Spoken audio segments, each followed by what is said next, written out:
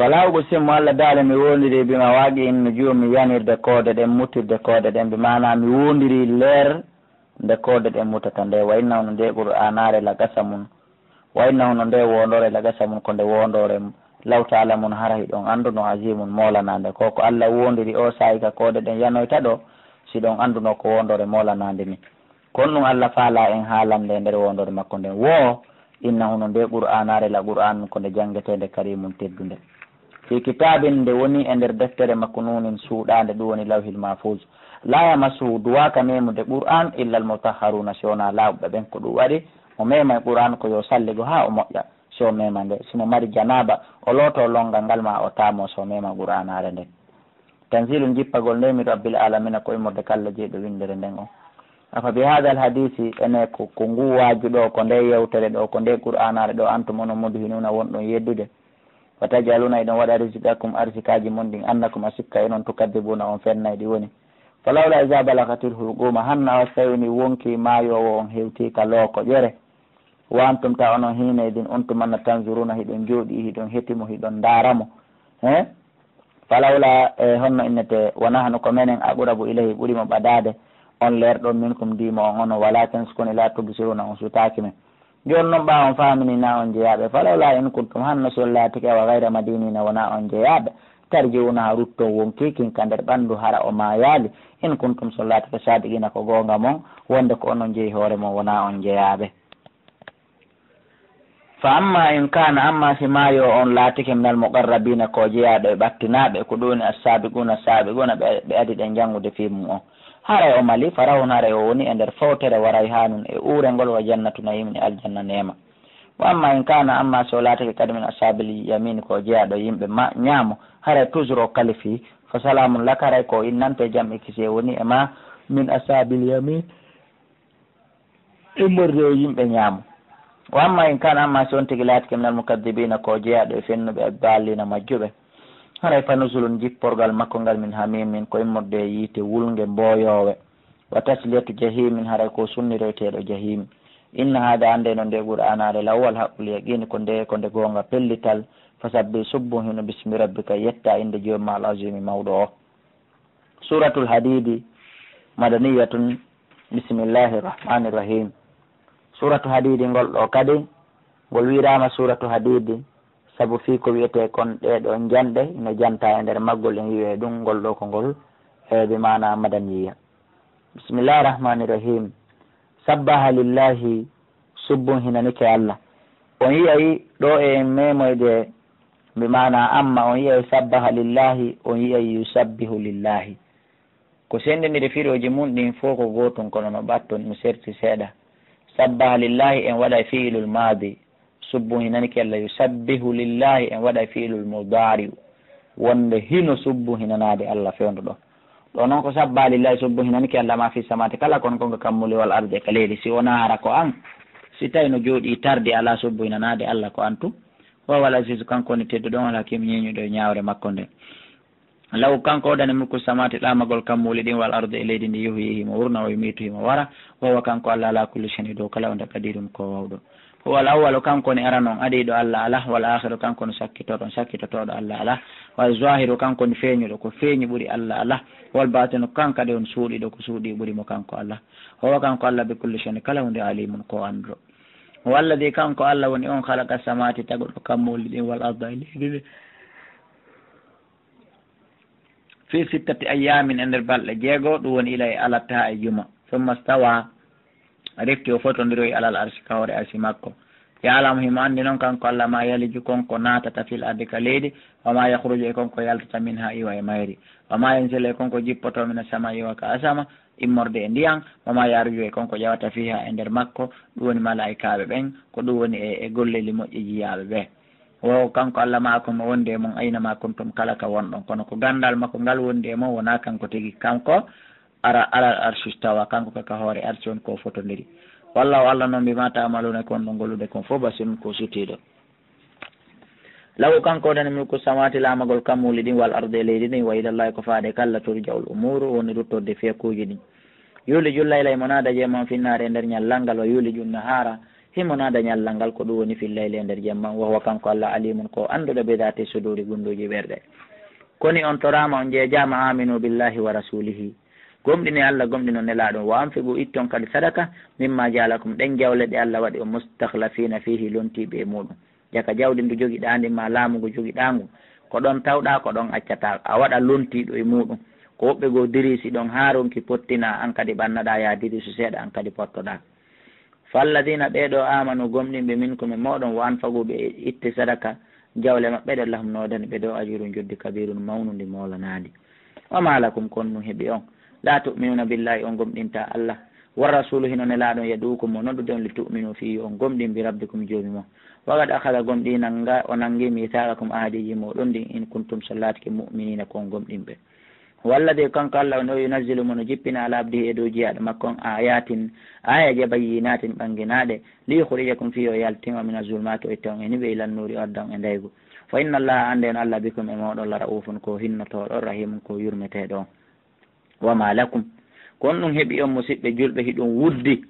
Allah tunfiqu on ittata sadaka fi sabilillah fi ɓantuko lawdin Allah kanko on ɗum waɗi walillahi ko Allah waɗani mirasu samati ronugol ɗi kammuli wal ardi e ndi leydi wande ngolma so wi ya ittu sadaka jawdi ma ndi a jaɓal ittude ko a maayo o accandi ɗo o ronandi o jonnandimo o faala tawa hande kadi kala koni dépense aga nafatama koko dépense noɗa kon si mayɗa nafayma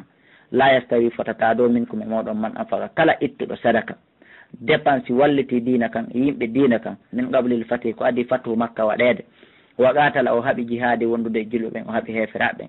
oɗo fotata emo ittali sadaka on ma accuɗo ha fatu makka feƴƴi sitti sadaka ulayga ko ɓeeɗo asamu ɓuuri mawnude daraja tan baraji ɓurdalji min alladina immorde ɓen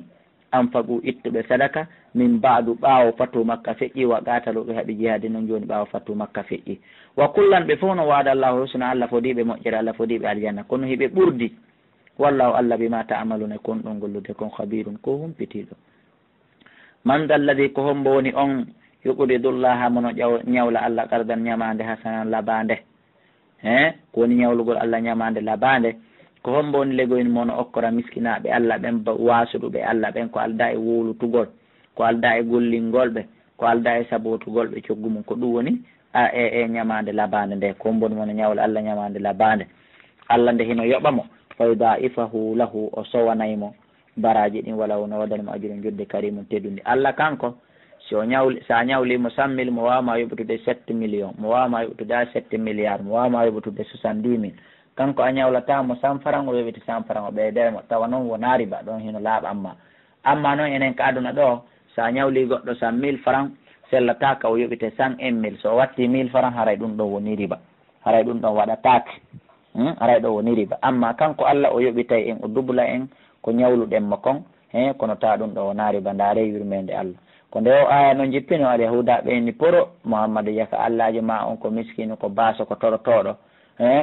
aya on sumati ko ɗum Allah yippinani en ka suratu Ali Imran to ɗon andi en feƴƴino aya on Allah daali laqad sami Allahu qawla alladina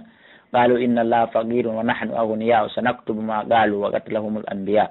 Allah daali o nani ko ɓe heferaɓe wi al yahuda wonde man ɓe andi Allah ko baso ɓay o ñawloto toroto kamɓe koɓe patron yo nelaɗo yahu jokkaɓe Allah daali o nani ɗum yawma tara al mu'minina ñande yiwɗa gomɗinɓe worɓe ɓen wal mu'minati e gomɗinɓe rewɓe yasa hino yaha nuruhum annuraji maɓɓe ɗi hino jalbani ɓe tal bayna aydihim yeeso maɓɓe ɓe imanim e ka ñawme maɓɓe eɓe yara ɗum hino jalbi malaika ɓe no inana ɓe bushurakum welo welo mo on weltare mon alyawma hande noode noon jannatun aljannaji tajiri no ila min tata sengole majjalan haaru canɗi khalidina kon duttoɓe fiha e nder majji dalika huwa al fawzul azim ko ɗum ɗoni malal mawnugal ngal yawma yaqulu l munafiquna anduto kadi ñande nafiqiɓe worɓe ɓen wi'oyta wal munafiqatu e nafiqiɓe rewɓe ɓen ñande ɓeɗo wiyanoyta lilladina wonanne ɓen amanu gomnimi ɓenna unzuruna ndaare men nagata bismen te amin nurikum immorde annora moɗon on qila julɓe ɓen jaabo irji u hoote warakum ɓawa mo mbimana kaduna faltami sunuran te o yon toon ndaygu ko toon te ete wonaɗo e nder ko ɓeeɗa nafiqiɓe yurminkino to kon fa durba piye baynom hakkude maɓɓe e julɓe ɓen ɓe suurin heedode molanade lawm hino wodanide babum dambugal hinde mari nder e ɓaawo batinuhu nder mayre on fihi rahma ko nder ton yurmede Allah nde woni ko ton aljanna o woni ko ton gomɗinɓe ɓen hikkori wa zahiruhu ɓawo mayre on min qibalihil adabu ko hella ton lette ɗe wontiri ko hella ton nafiqiɓe e kafiriɓe ɓen hikkori ko indutuma yimɓe nafiqiɓe ɓen toroto gomɗinɓe ɓen yoɓe daruɓe ɓe te'a si immama ka dargal kala tawnoɗo ko julɗo meeɗi wiide kalimatu shahada o gollitirimo ko raɓɓiɗi o immoto harayimo mari ndeygu timmugo joni noon e nder ko yahete kon ka dargal kamɓe yahe seeɗa ka laawol ngol fuɗɗata kanude mettude yaade ɗon kamɓe nafiqiɓe nde tawno kamɓe islam maɓɓe ko ka hunduko wonno ala ka ɓerɗe kamɓe ndeyguji maɓɓe ɗin ɗano ampulji maɓɓe ɗin ɗano tano ɓe suti gomɗinɓe ɓen kañum heno jalbani ɓe yo kono kamɓe jalbantaɓe wona ka aduna ɗo komi wuddi o somi huɓɓini ampurre ande mi wata jogitade ndeygu mum be hewte siko torsu kadi hiɗen yaadude somi huɓɓini torsu an on ma faar oto an on komi wuddi on wata wide mi jalbinantama amma noon kala hara kañum mi huɓɓinay ampurre ande jalbanalan hara ɗa suti kadi no jalbanilan kono an hara hino niɓɓitanma hay siɗen juuɗudi no metti faamude goye moƴƴa hen saabu haqqille men ɗen welamta en fi jaɓgol ɗum ɗon kono le ko non woniri on say noon siɗa anani keɓe ɓe toro noon gomɗinɓe ɓen yo gomɗinɓe ɓen daaruɓe ɓe te'a ɗon noon annora maɓɓe o gomɗinɓe ɓen jaaboɓe ko ɓe jaabiɓe ɗon donc yo Allah subahana taala waɗi gomɗinɓe ala daali yunadunahum ɓe nodda ɓe nafiqiɓe nodda gomɗinɓe ɓen jillegoy ɓen alamnakum ma'akum emen wondano e moɗon ko adna ko enen juuli dayno ko enen hunto dayno nokku gotum qaalu gomɗinɓe ɓen jaabo bala ko noon woniri walakinnakum ko woni onon fatantum anfusakum on fitini wonkiji mon ɗin ka aduna saabu jokkugol ko welata on watarabbastum on habbitike wartabtum on sikkitike wa garratkum hoodi on alamaniyu yelaji hatta jaa amurullahi ha fiyaki Allah ɗen ari ɗum woni mayde nden wa garrakum hoodi on billahi kallal garuru hodoru fal yawma hande la yuhadu minkum jaɓantaki on fiɗiyatun sottari fiyo allahu on accuto on hara on yahaali yiite wala min alladina kafaru wona ɓen heferaɓe kadi Allah jaɓanta sottari ma'wakum werde mon nden ono fo e maɓɓe annaruɓe ka yiite hiya mawlakum ko nge woni giɗo moon wa bi'sal masir wallahi nge boni ruttorde Allah daali alam yani ene newanaki lilladina wonande ɓe amanu gomɗinɓe an takhsha qulubuhum nde ɓerɗe maɓɓe ɗe yankinanto le dhikrillahi jantagol inde Allah nde wama nazala koko jippi min alhaqi morde e gonga wala yakunu si ɓe jaaɓi wota ɓe laato tun kalladina wono ɓen utul kitabe okkaɓe defte nani min qabili ko adi ɓen ɗon kamɓe ko honno koɓe comportorno fa taala yahunu ha juuti alayhim e hoore maɓɓe al amadu dumunde nden ɓe wuuri ha ɓe sikki ɓe mayata fagasattu yoori qulubum ɓerɗe maɓɓe ɗen e nder mum wa kathirun ko ɓuuri ɗuɗude maɓɓe min wa kathirun ko ɓuuri ɗuɗude min himɓe maɓɓe fasikuna koɓe yaltuɓe e ɗoftare ala daali ilamu ande annallah no Allah yuhi l arda wurnita e leydi mbada mawta ɓawa ko ndi yoori kon kadi bayyanna lakumul ayatu gom ndi min laɓɓinani on min feññinani on aya jeɗel laallakum no gasa noon tagiruna on haqqile innal musaddiqina ande no hewɓe ittoɓe sadaka ɓen ka worɓe wal musaddiqati e ɗuɗɗinaɓe ittugol sadaka ɓen ka rewɓe wagoɗa dullaɓe ñawli Allah gaɗan ñamande hasanan labande yuda aflam ɓeɗo so wanoyte ɓe baraji ɗi ñande dargal walam noɗan ɓe ajurum juddi karimum teddundi labandi walladina amanu ɓeɗo gomɗinɓe billahi Allah wa rusulihi e nelaɓe makko ɓen ulayka humu siddiquna ko ɓe woni gongoɓe ɓen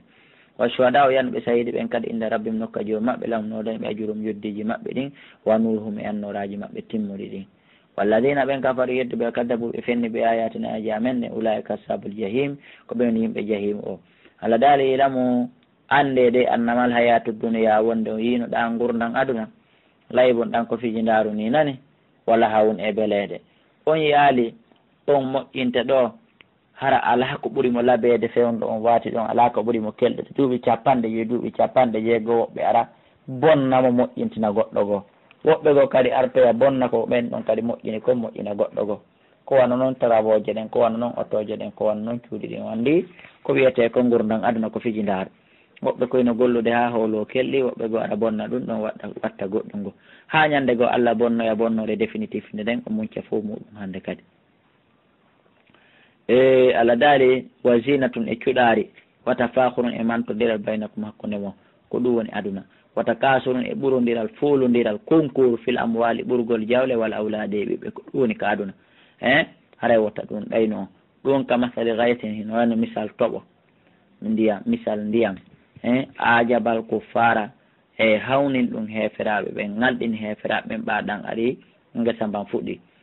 ajabal ko fara hawnu ɗum heeferaɓe ɓen nabatu puɗi muɗum ɗi tumma e hiju defti ɗum wontoya hande kadi ko yoori fatara o yiya ɗum musfarran ko wojjiti tumma yakunu refti ɗum laato hutaman huɗum woncitako wa fil akhirati hino ka lahara adabu letta sadidum teeɗude wa maghfiratun e yaafuye kadi min allahi marde kalla wa ridwanun e yarliye ɗiɗo ɗiɗi koko ɗaɓɓirɗa allah o ko ɗum tawroytama toon ɗiɗi ɗi kala himo mari ko yonata allah kore yurmede makko nde ɓural makko ngal o iddat e ko ɗum woni afon wamal hayatu dunia gurdan aduna ɗam wonal illa matal ghurur so wona nafawel hoday ngel jommu saabigu allah dal koni adodiri folodiri e hittine ila maghfiratin faade ɗaɓɓugol yaafuye min rabbi ko mimmode ka joomi mum wa jannatini aljanna mo andanɗa hoorema ardu ha yanji makko wona jundi ndin wonɗen wolude de wona towendi ndin kadi wonɗen wolude de ko yanji makko kanko aljanna on kono ɗum fotata ka ardi samai wal ardi heno fota wa yanji kammuli ɗin e leyɗele ɗen si leydi ndin tokkidirama e ndiya tokkidirama e ndiya kammuli ɗin tokkama ɗon haaɗi lanni haa ka anndoton ɗon ɗum ɗon no hatti ko ɗum ɗo woni yanjindi aljanna wona jundi ndin mi wowlani on ɗum ɗon heƴata e hunnduko hay wona kadi towendi ndin mi wowlani on saabu towendi aljanna on étage ji aljanna ɗin mi mana daalje ɗen ka aljanna hino fota embere hurufuje qur'an ɗen ko noon woni ko fotata daalje ɗen hakkude daalwal e daalwal hino fota hakkude leydi e kammu ko ni woni no fota andi goɗɗo wata andude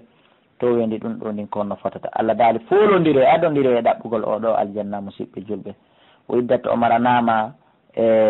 lilladina wonande ɓen amanu gomɗiɓe billah allah wa rusulene laaɓe makko ɓen dalika fadlullah ɗum ɗo ko ɓuural allah ni golle ma moƴƴe tun okkatama oɗo kono sa wakkili ka golli ko wawɗa kon allah no itta e ɓuural makko ngal okkore yu'tihimo okkoral ngal ɗo machallah yiɗi okkorde ngal lawɗen jeeyaɓe ɓe wiɗi okkorde aduna e lahara wallahu allah dul fadel kankon joom ɓuural al azimi mawnugal ngal ma asaba kala ko ma asaba heɓata min musibatin immorde e musiba fil ardi ka leydi ɗo accident wo ala ko waɗata ka leydi ɗo wala fi anfusikum wona ka wonkiji mon kadi illa fi kitabin sona ɗum no windi ka lawhil mahfuz min qabli an nabraha ko adi men siñude bone waɗo ɗon ko adi men siñude musiba waɗɗo ɗon on tawritu haray ɗum windanoma ka lawhil mahfuz inna dalika ande no waɗugol ɗum alallahi kala yasirin ko newani ɗum de kay la ta'saw fi watan sunu ala ma fatakum e dow konko feƴƴiɗon wala tafrahu wata on bungir kadi bima atakum sabu konko allah okki on walla ala la hibbo yiɗade kulla muhtarin kala mantotoɗo kala bungowo ñaaƴowo fakhurin mantotoɗo alladina ɓen yabhaluna wuddoɓe yamuruna nasa ɓe yamira yimɓeɓen bil bukhli guddan o man yatawalla kala huccuteɗo sali jaɓugol gonga kam fa inna allaha no allah huwal ganiyu kanko no yondiniɗo alhamidu yettiniɗo o lagad arsalna gomɗi min neli rusulana ko ɗum woni nelaɓe amen ɓen bil bayinati wondude hujjaji feeñuɗi wa ansalna min jippinima an wondude e maɓɓe alkitaba defte wal misana ko ɗum woni e peesirɗe peesirteɗe liyaɓuman nasu fiyo yimɓeɓen daror bel qisti no nunɗiri fiyo yimɓeɓen daro mimana no ñiiɓiri no ɓuttiri no labira no kelɗiri fiyo yimɓeɓen daror noon wa ansal al hadida o jippini janɗe ɗen fihino e majje basun sattede basun hare shadidum tiɗɗo o mana fewli nasi e naforeji yimɓe ɓen wali alama allah e fiyo allah on anduma en suru kombo wallatamo tigui tigui wa rusulahu ene laaɓe makko ɓen bil gaybi kawirni inna allaha wonde no allah qawiyun ko dolnuɗo azizun ko tedduɗo ko ɗum woni e ñawore makko nde walagad arsalna gomɗi men neli nuhan annabi nuh wa ibrahima annabi ibrahima wa jalna min waɗi fi durriyatima e nder durriya maɓɓe on annubuwata annabaku ngu min waɗi annabaɓe ɓurɓe ɗuɗde ɓen e durriya maɓɓe kamɓe ɗiɗo wal kitaba e deftere nden fa minhum no e maɓɓe muhtadin fewuɗo wa kasirun kono ko ɓuri ɗuɗude kon kadi minhum e maɓɓe fasiquna ko yaltuɓe e ɗoftare ɓaɓen ɗon feƴƴe tumma gaffayna refki min lontini ala asarim e dow battanuji ɓeɗo ɓe rusulina nelaɓe amen go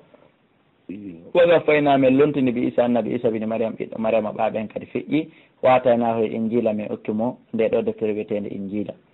o jaalna min waɗi fi qulubi lladina e nder ɓerɗe ɓen itta ɓawu jokko ɓe on kanko isa rafatan yurmede makko wa rahmatan yurmede o waɗi ɓe yurmeteɓe isa yiɗuɓe isa kadi no yurmeɓe no yiɗiɓe on ko annabajo haala wole taki fi on ɗon ko ɗum woni min waɗi e ɓerɗe maɓɓe ɗen ngol giggol ɗo e nde yurmede ɗo wa rahbaniyatan e karama ko yaagal goo e dewal goo ibtada uha ngal ɓe fuɗɗitani hoore maɓɓe ngal ɗo naamen e fayuɓe hon ɗum woni ngal karama ko yaagal nden tinnaare ko wiigol kamɓe rewɓe maɓɓe jombatake kamɓe worɓen kadi ɓe jombata e ko nantata e ɗin ɗon piiji Allah daali ɗum ɗo wona min waɗi e maɓɓe de ko kamɓe fuɗɗitani ɗum hoore maɓɓe